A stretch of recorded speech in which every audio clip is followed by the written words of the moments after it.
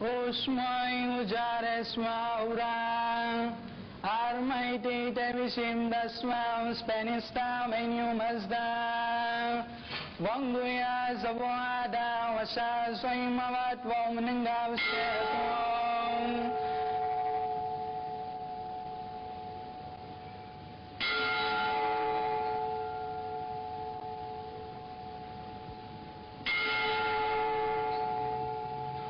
Zarathustra's message to the people of the world is that this world is a fight between good and evil, and man has to use his faculties, physical, semi-spiritual and spiritual faculties, to decide what is good and what is not. And after deciding, he has to make a choice whether he wants to follow the path of good or whether he wants to follow the path of not good or evil.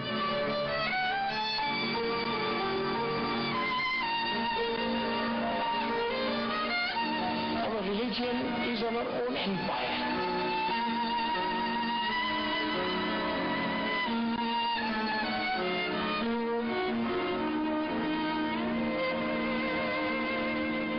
They think of us as some strange kind of human beings who are just basically fire worshippers.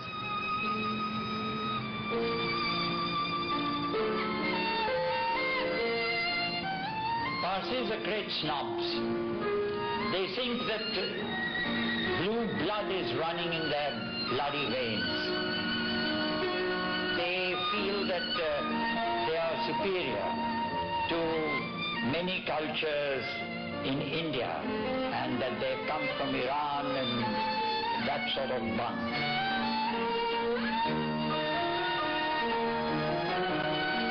My parents had eloped, but if I had to run away with a non-Parsee, I would have, been kind of murdered.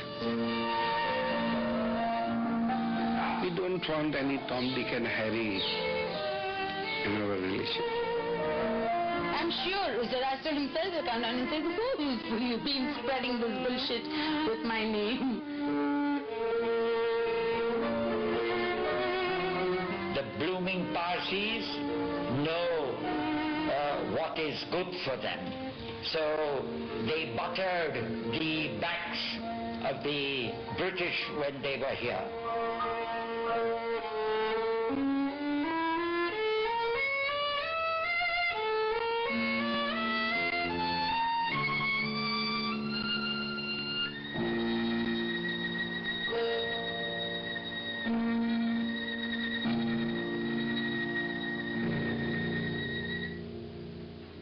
Parsee in 1934 swam for 30 hours and 30 minutes wearing handcuffs. The Parsees are an endangered species. Most of them now live here in crowded Bombay. Very few Parsees left. So marrying outside one's community was supposed to be wrong. It weakens the community.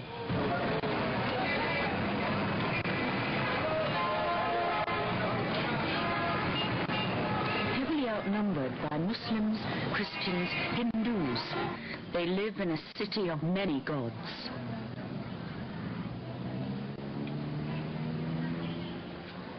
The sun is probably the oldest god of all. Parsees and Hindus share an ancient symbol for it.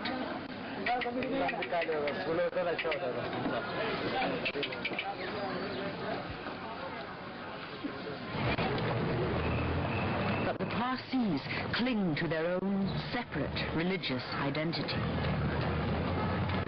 In teeming 20th century Bombay, the Parsees still observe a simple reverence for God's good creations, cattle and plants, the earth, the sky, the water, the sun. These were the elements that controlled the lives of their ancestors eons ago in the steppes of Siberia. Long, dark, frozen winters, long, light, bountiful summers, precious cattle, vital fire. Over the centuries, these herdsmen, the Aryans, drifted south. Some took their many gods over the Parsees into India. They became the Hindus. Some of these Aryan people carried their fire to the land that now bears their name, Iran. To these ancient people, thousands of years before Christ, was born a man called Zoroaster, a man of the priestly class, the Magi. He turned aside the confusion of many gods. To Zoroaster was revealed that there is but one God, Ahura Mazda, Lord of all wisdom, goodness, truth, seen by man as fire and light.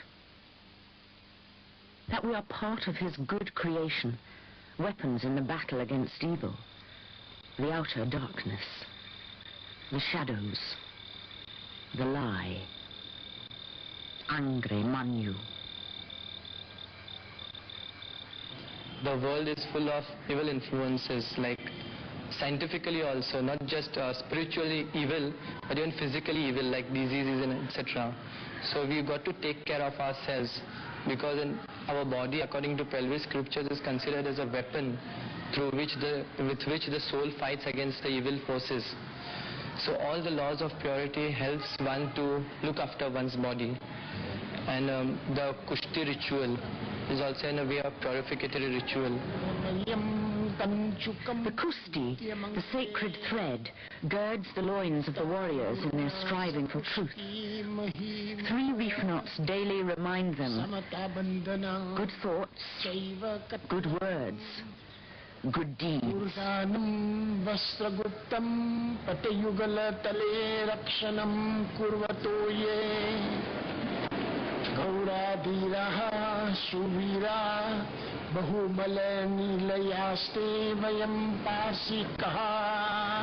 come down to Bombay to have Lila's confirmation on Navjot, to make her a Zoroastrian.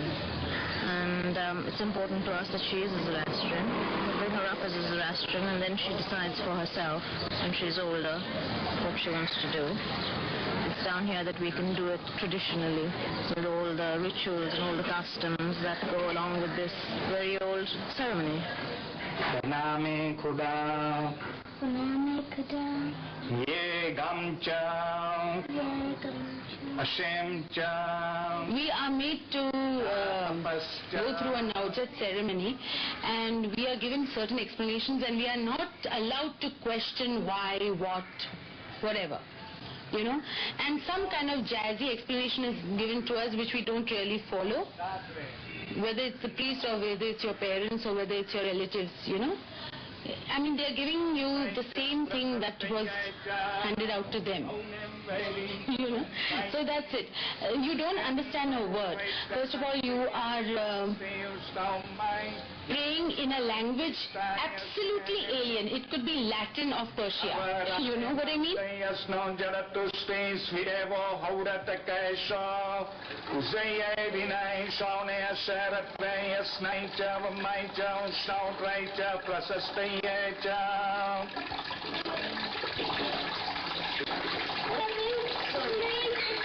The priests are the guardians of the ancient wisdom, preserved in ancient Persian tongues.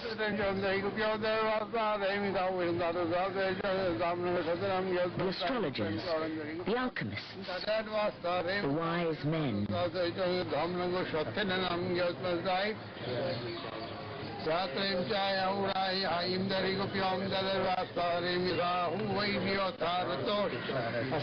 These are the direct descendants of the Magi, the magicians. The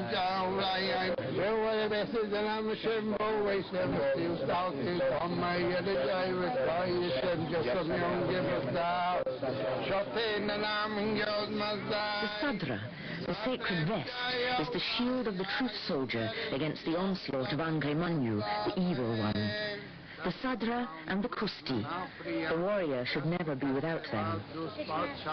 The Parsees still have common roots with their Hindu neighbors. The fire is still sacred. Hindus have no Zoroaster to order their beliefs. but the priestly class is still invested with sacred thread. The ancient wisdom passes down. 700 years before Christ was born, a king called Cyrus united the tribes of Iran. As his mighty Persian Empire expanded westwards, he freed the Jewish slaves from wicked Babylon. The charitable Cyrus rebuilt the temple at Jerusalem. The Jews saw Cyrus as sent from God, and for the next 300 years they lived as loyal and grateful subjects of the Persian Empire. At the time Christ was born, Zoroastrianism was still a major religion. Only in the 7th century after Christ were Zoroastrian friars first threatened. The devastating and unstoppable rise of Islam in Arabia. Popular, priestless, and simple. This new religion undermined the old. Eventually, driven to the edge of their homeland, a small group sought astrological advice and took to boats.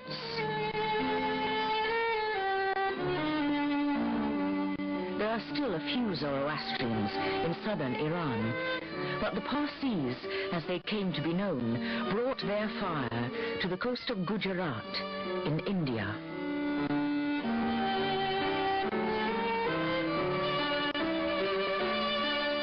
Here, as legend has it, the kindly Hindu king invited them to stay and build their fire temples.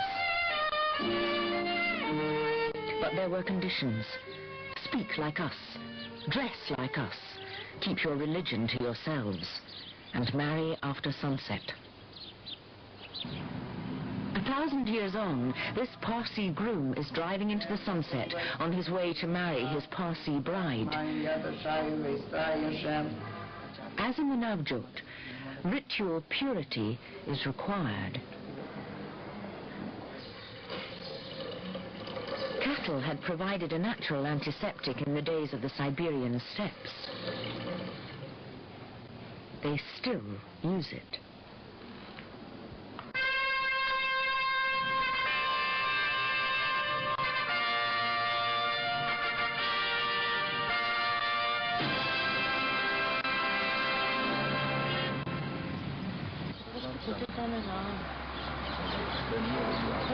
Has the organist come? Somebody has to tell him to start setting things up. Yeah, but I can see them. you must be wondering what to do. You know how they are. No hurry.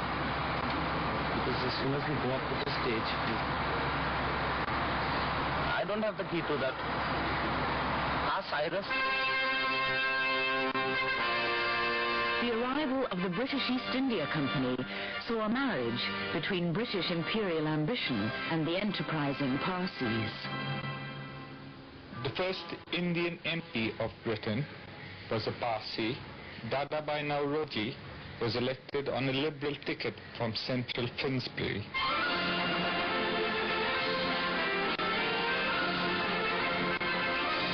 The partnership was to last for 300 years, for better or for worse. Mostly for better.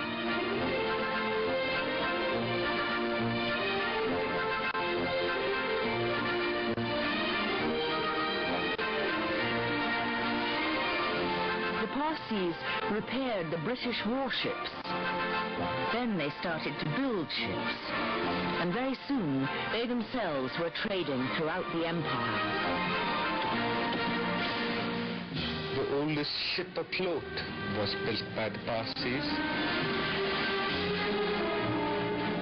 The practical Parsees had no moral qualms about alcohol, so they sold the booze.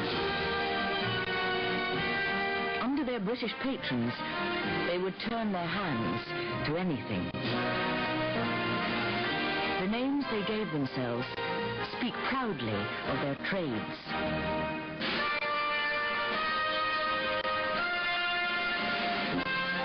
We like to believe that the Britishers liked their honesty. That's why they were employed in the British companies earlier as cashiers and that kind of thing.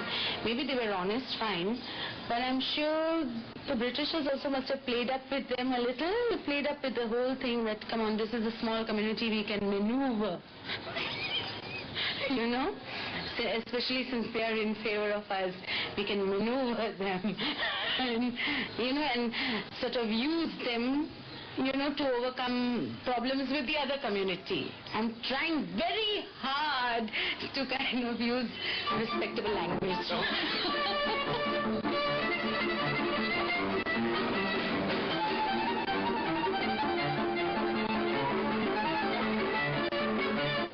The first ice machine in Aden, that was imported by a Parsee. The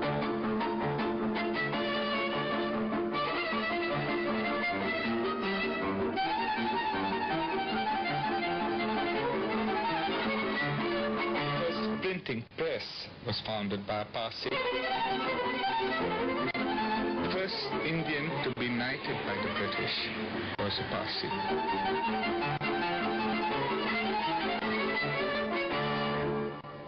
The first Indian baronet was a Parsee.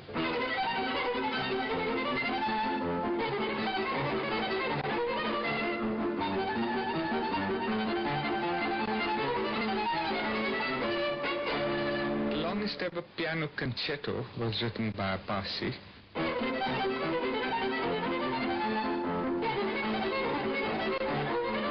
Freddie Mercury of Queens, he's a Parsee.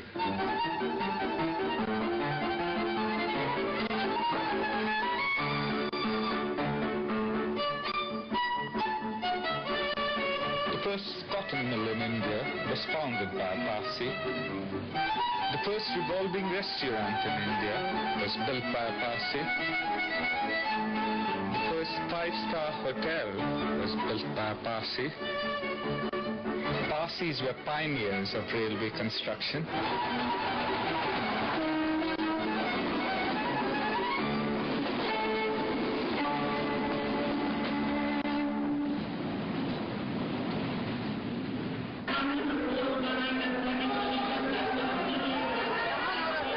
The Bombay Parsees began to take on the elegant lifestyle of the Raj.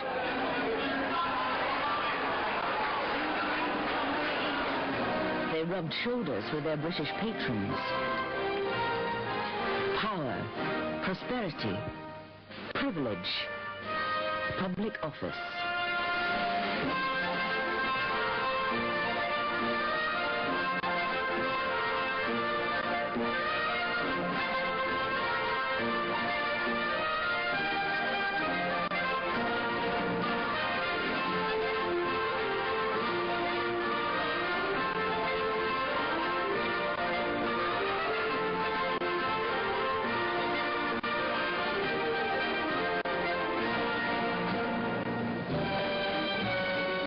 Parsees turned a mosquito-ridden swamp into the glittering city of Bombay.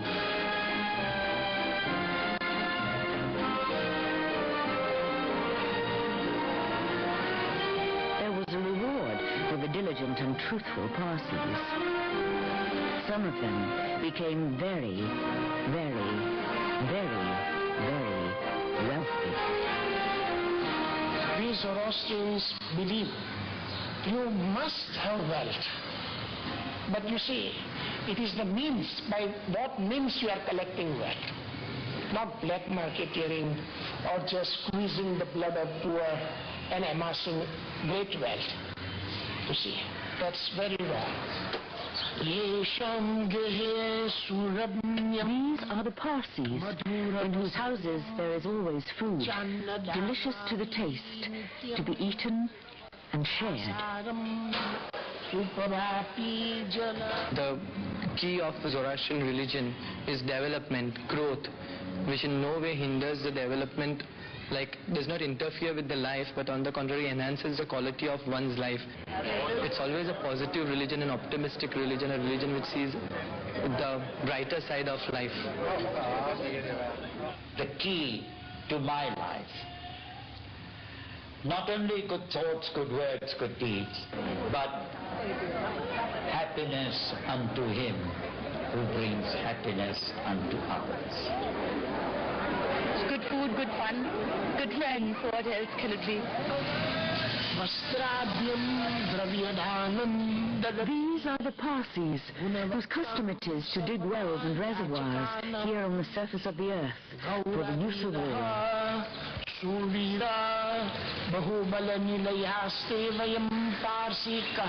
When the technology allowed it, the Parsees used their wealth to pump clean water all over Bombay.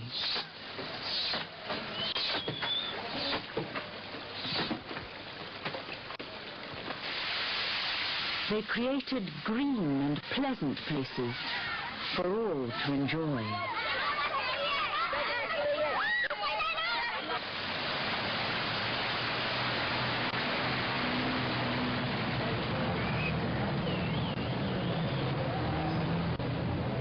Housing is a very big problem in the country, especially in cities like Bombay. I personally feel that it's a good thing that there are charitable institutions, then there are places like charitable housing. You know, I mean, they are hardly what you call the charitable blocks type. They are not the slummy type of housing provided. And I'm very proud that the Parsees are taking care of their own community. It's unfortunate that these houses are not given to them in different localities as such, and they're all grouped together, because then that helps them to maintain their cliquish mentality, you know. That's the unfortunate thing.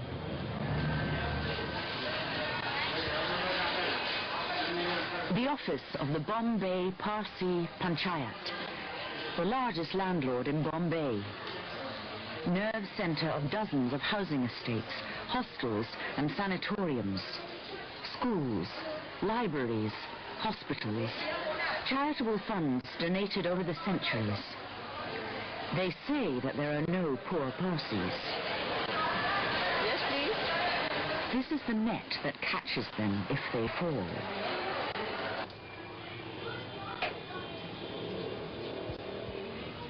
Praise be to Ahura Mazda, the wise Lord. Gaslighting, first introduced to Bombay by Parsee.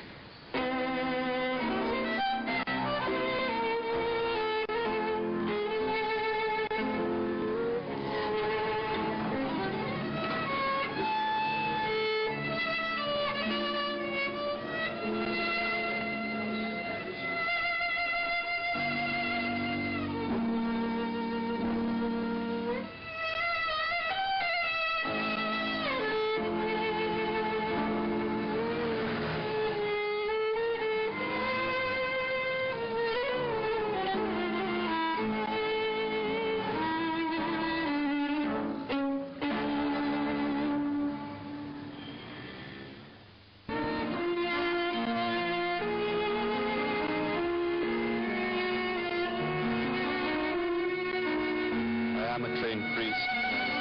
I underwent the ceremony at the age of, I think, 12, 13. There's a certain class, which is called the priestly class, which is the Atharvan class. And if you belong to that class, you can become a priest. Also, either your father or your grandfather has to have been a priest.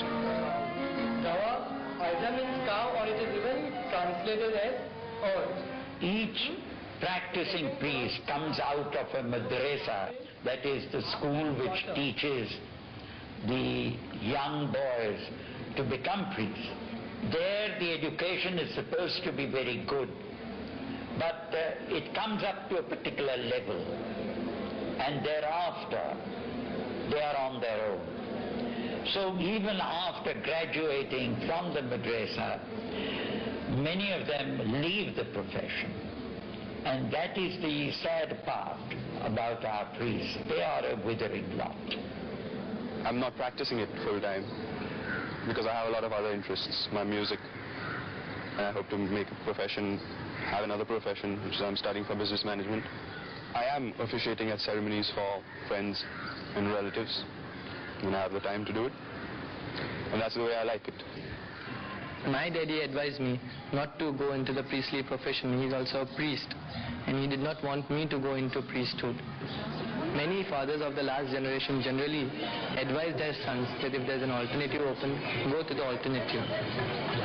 Firstly, the income is not stable. Some days there might be work, some days there might not be work. They don't have a fixed income. There is no retirement age. There are no retirement benefits. There are no other benefits, no other perks. Because it's a poorly paid job, settling in life becomes difficult. Marriage and all sometimes.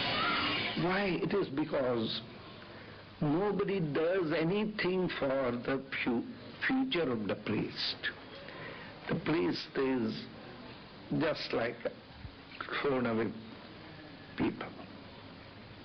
For the Parsee Zoroastrian, there is no Friday mosque, no Saturday synagogue, no Sunday church. Scant contact with the priests at all. When the Parsee does enter the fire temple, he must purify himself with Christi ritual. He offers his sandalwood for the fire.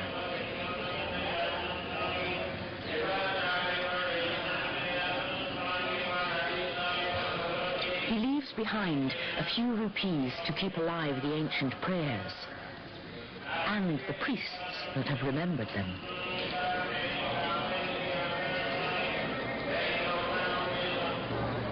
Only on special occasions, like the Navjot and the wedding, do priests and laity share religious rites.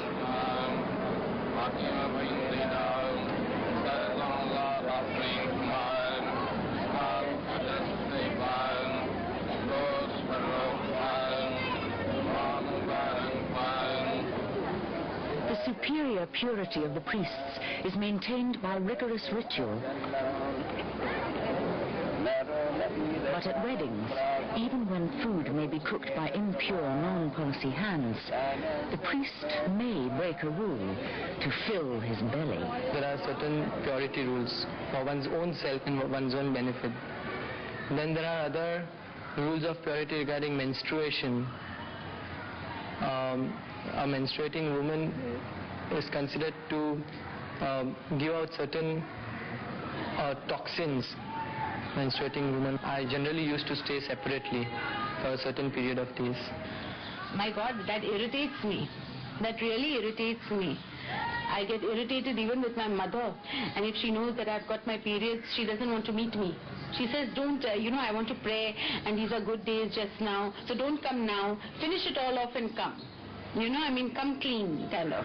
And otherwise, she's a very modern kind of a woman. First Indian lady to ride a bicycle was a Parsee. First lady motorist was a Parsee.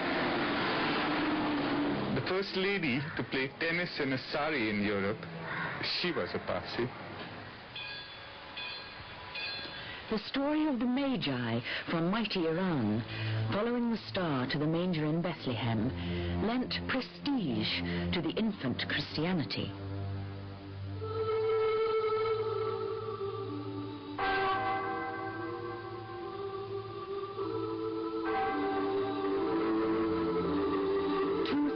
Years later, in Bombay, the descendants of the Magi were visited by missions from the West.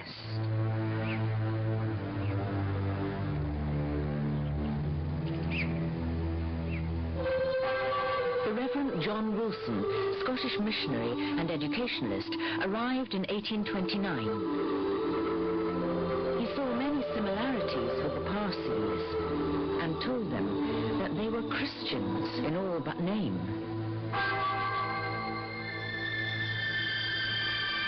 He urged them to abandon their ancient rituals for his own.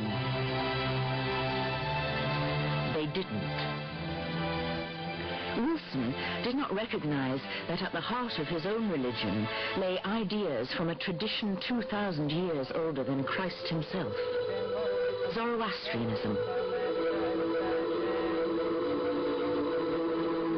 The notions of heaven and hell, angels and archangels, the judgment at the end of this life, the world's Saviour, the virgin birth, the last judgment, the resurrection of the body and the life everlasting, these had been learnt by Christ's Jewish ancestors during 300 years as loyal and grateful subjects of the Persian Empire.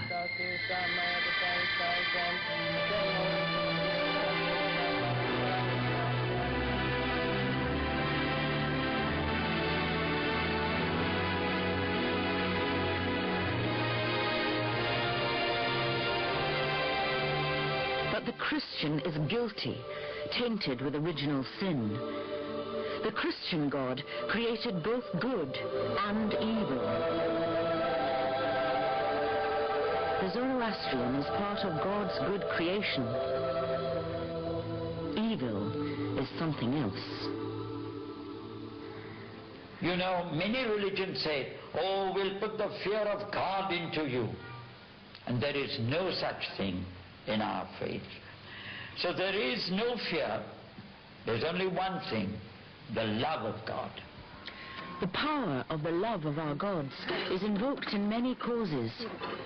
If your mother has a bad leg, you might come to St. Mary's Mount. You might offer a waxen image and pray for divine intervention. Even Parsees do. Or come to St. Michael's Mahim and do the 9 Wednesdays.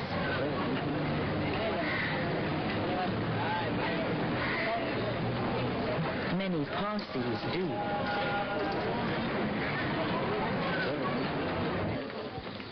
Or walk across the road from Assaji's fire temple and into the Hindu shrine of Sai Baba.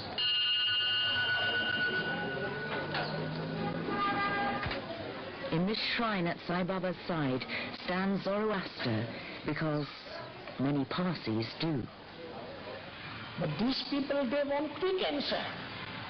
And so very often they are cheated by cheats and tricks and charlatans.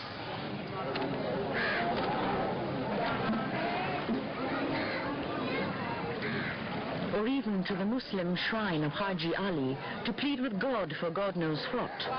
Many Parsees do. They say that they believe in their religion, but then they're again going to the other people. They are just, what's wrong in going to them? It's like having one's own mother and then again going to other people's mother, calling them mothers. It's nice to respect other people. It's nice to respect the mothers of others. We don't insult them. We respect all the religions. And at the same time, we have to stick to the religion in which we are born. Just for the sake of asking for boons. You're going, then you don't understand your religion. Then you don't understand what religion is. It's just a matter of asking boons for some people. Despite their quest for boons at other people's shrines, the simple rule remains, you may only be a Parsee if your father was a Parsee. I married Mahmood, who is a Muslim, out of love. And I think the best religion in the world is love and humanity. My elder son Imran, I took him once to a fire temple, and everything was fine and dandy till Imran decided to go closer to where the fire is kept. I couldn't stop myself. I had to interrupt myself from my prayers, and I broke off in Urdu. And I said, Imran, bete wahan mat jana. And that was enough. The priest understood, the Dastur understood that this child was not a Parsee. And he just came out and he started saying nasty things, amounting to as much as to say that why did you bring this child into this holy or pure place? So which tantamounted as to my child is not pure. Have I lost my head? And ever since that day, I have not stepped into a fire temple myself. We are living among the seas of Hindus and Muslims. Still, we can preserve our identity as Parsees Zoroastrians because we do not intermarry. Because such a small community, if they intermarry, the whole community will be wiped out within 2 or 3 generations. And we think that we have inherited rich inheritance, and it is worth preserving. Those who do not want to preserve, they can leave the community. I want to open the doors of my community. Therefore, I'm a bad Parsee because Parsees want the doors closed. I'm a bad Parsee, not a bad Zarathustrian. When I'm jogging, you saw me without the sadra and the kasti, which is supposed to be not taken off. So I don't believe in the rituals. I believe in a ritual when it makes sense. When Zarathustra himself came on the scene, he had to convert people to his beliefs. So if he, as the prophet, could convert people to his beliefs, what wrong is there if anyone from any community wishes to embrace our faith? So we are done for if we do not open our doors.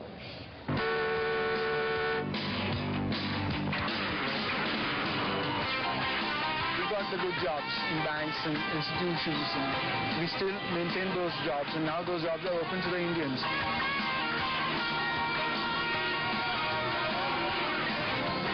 It's their clannish mentality that is causing the community to dwindle.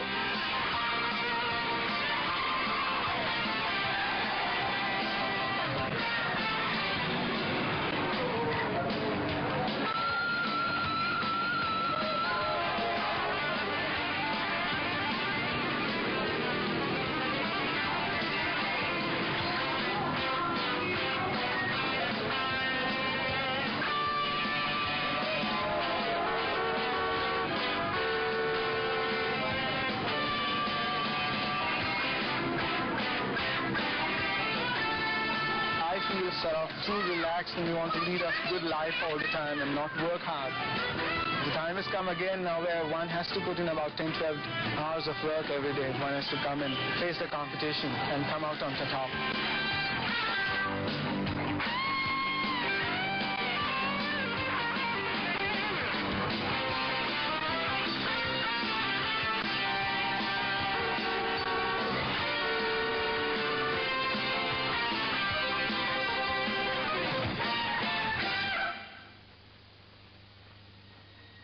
In death, the Parsee's journey is not over.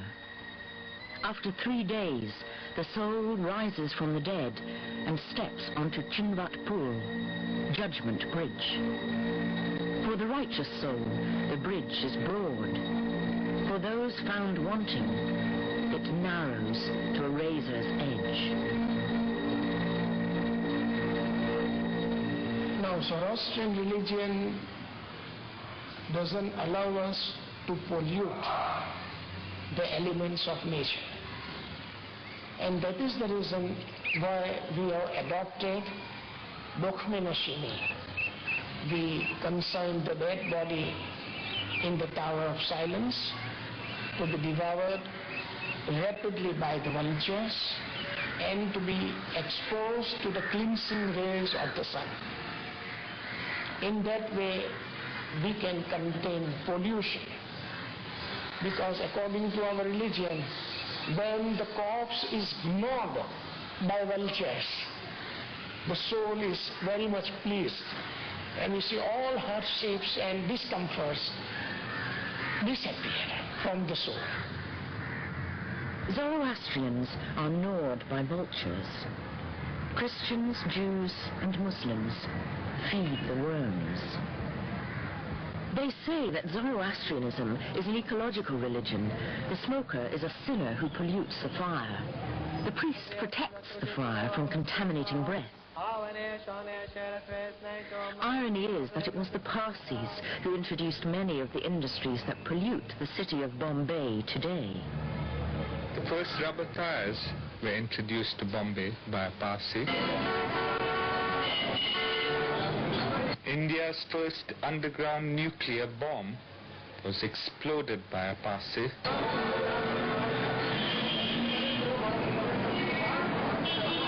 For nearly 300 years, the Parsees have drifted from the villages of Gujarat to the big city.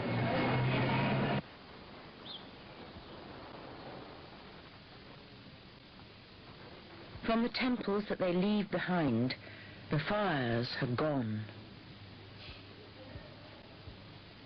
But one woman has returned to the countryside in her personal search for renewal. So Zoroastrian College is one of these spiritual centers which has been constructed here for spreading the pure and the true light of the ancient wisdom and keep the flame burning perpetually. In our ancient Zoroastrian religion, we have the knowledge of the divine universal natural law known as Stotyasna, which is the effect produced by the sound of mantra, known as mantravani, which produces colors, shapes and forms. When we recite the Avesta mantra, the rhythmic sound gives joy to the soul of the trees. Music too has this effect. For instance, Mozart or Viennese waltz, which has a 1-2-3 rhythm, gives that joy and that lilt which is in harmony with the cosmic forces of nature. And the trees love it. Hot fruits with sweet coconut, tender milk in it, and they are pride and joy. Today, the Parsee community in India may be termed as an old age community. And as a result of this, the rate of population growth is negative. The elders of the community are deeply concerned with this problem of dwindling population. From a figure of 115,000 Parsees in 1951, these congresses do not serve any purpose. People from all walks of life, they meet together, they talk in high-sounding languages, they give promises which were never fulfilled. And so they just come, have tea and cakes and pastries and all such things, talk about so-called problems, and then disperse. And after 5 years, they will come just raw like that and repeat the same thing. We have become an old age community. Over 40% of our population, community, Parsees of population, is over 65 years old. And a very small proportion is under 14 years old. The second thing that worries us is this, that the new generation which is coming up, not only in India, but also in the different pockets of Zoroastrians in the world, where the Parsi during the last 20 years have emigrated, we feel that they are going to be merged into that society, apart from society, that religion, that community, and lose total, shall I say, links with their own antecedents.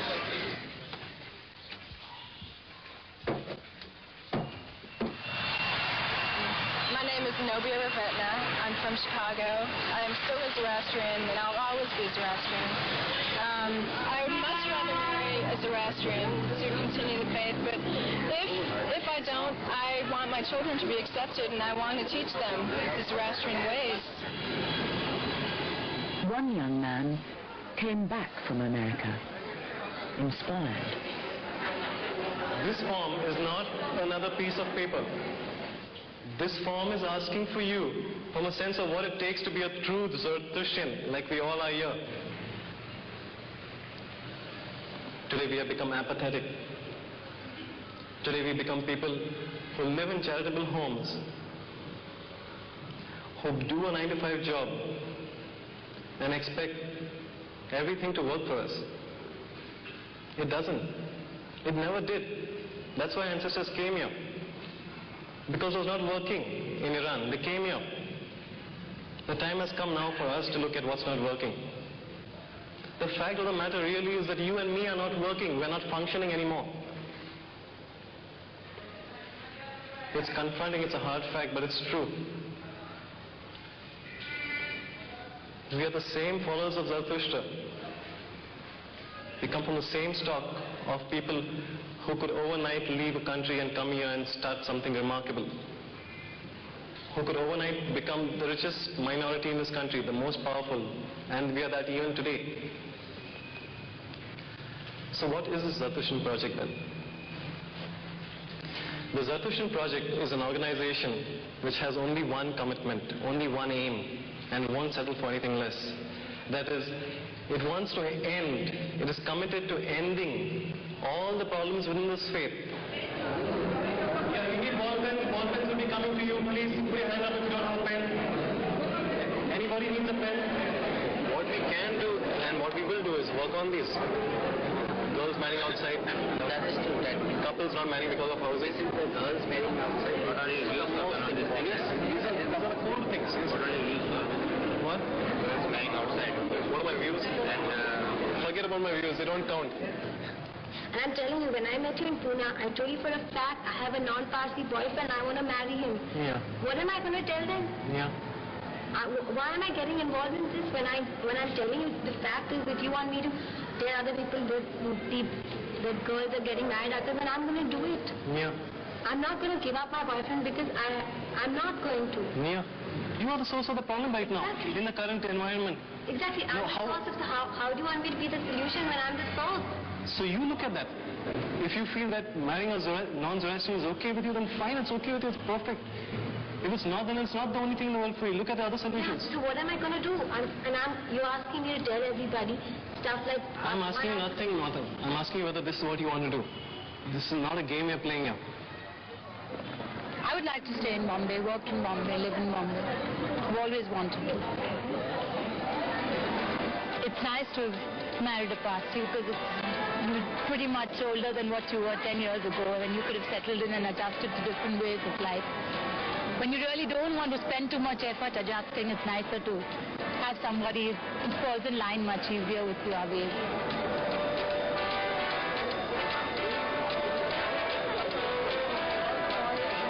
I have a daughter tomorrow. If she marries a Parsee, her children can become Parsees. Well, what if my sons, they marry Parsee women? That is a very ticklish and a delicate situation. Most people do not remember or have lost sight of the fact that today the fact that a Parsi man marries a Parsi man marries a non-Parsi girl, these children are accepted into the fold of the Zoroastrian community.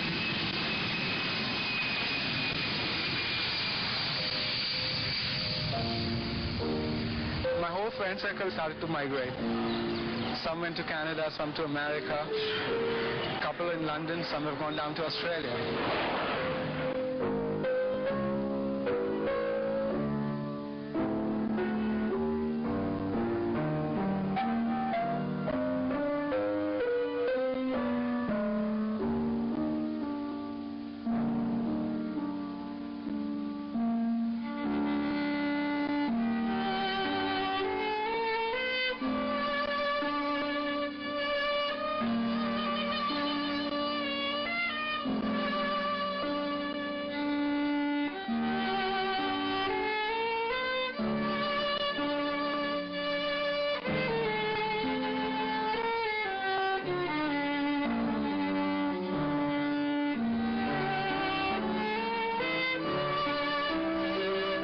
Past 150 years, people have been hearing that if Parsees don't change, they'll die out. But the fact is that Parsees are changing, though the changes are not very drastic.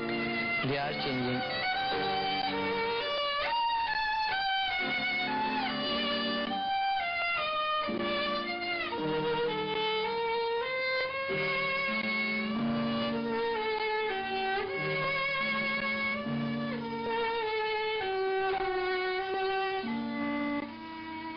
I feel very, very strongly still for my community, and I feel awfully miserable when I see that it's really, really not going to be there maybe 100 years from now if things don't change. They have to change.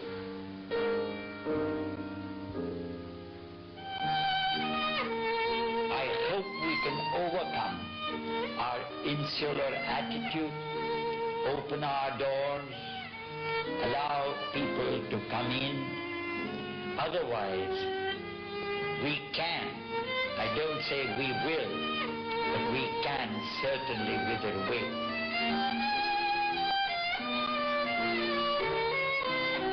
Now, we are very small in number here in India.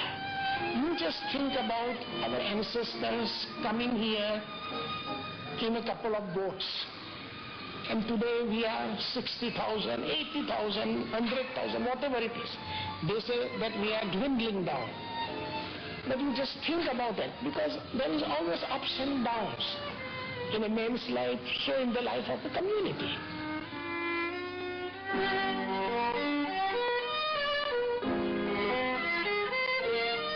Seems difficult to imagine how it will disappear in a few generations, maybe in many, many generations to come, but it's not got the dynamism it had.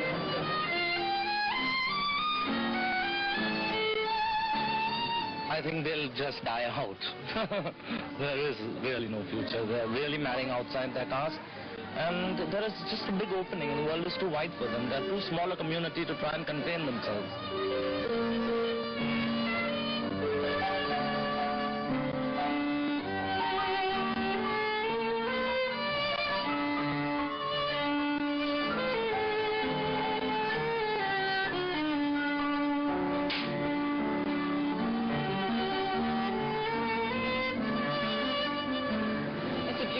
And it's something that has to be continued.